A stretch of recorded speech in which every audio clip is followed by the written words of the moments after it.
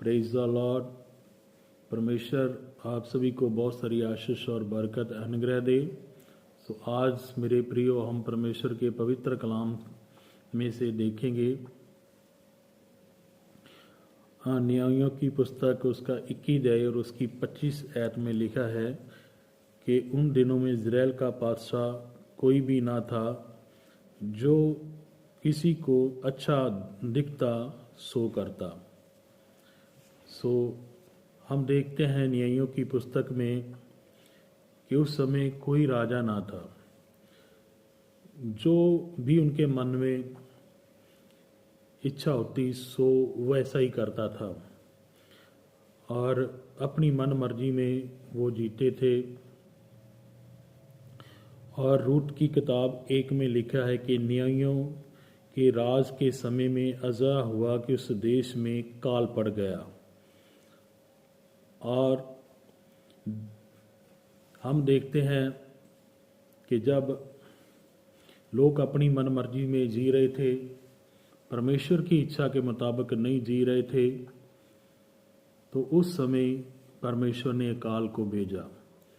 और कई बार हम अनाज्ञाकारी में चलते हैं, परमेश्वर की इच्छा के मुताबिक नहीं चलते, तब परमेश्वर हमारे जीवन में कष्ट दुख परेशानियां भेजता है। और उस समय भी अकाल आया। हम अकाल में क्यों गुजरते हैं? जब हमारे जीवन में ये काल भुखमरी कंगाली मंदहाली क्यों आती है? यहूदा के बैतल में भयानक काल पड़ा। यहूदा के बैतल में एक बहुत बड़ा भयानक काल पड़ा न्यायों के समय में। और ये काल पड़ने का कारण क्या था? क्यों ये काल पड़ा? सबसे पहली बात यह है कि मनुष्य का अनाज्ञाकारी होना, परमेश्वर की मर्जी के मुताबिक अपना जीवन नहीं व्यतीत करना, पाप में चलना और अपनी ऐशोराम भोग विलास में चलना जैसे धनी मनुष्य चलता था, और परमेश्वर की महिमा ना करना, परमेश्वर की हजूरी में ना बैठना और उसके हुक्मों को ना मानना। और तब परमेश्वर अपना क्रोध दिखाता है और अनाज्ञाकारी पुत्रों पर उनका क्रोध भड़कता है।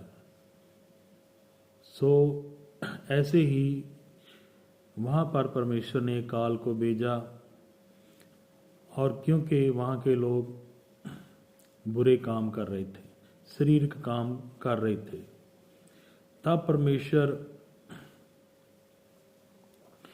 उस समय अकाल को भेजता है।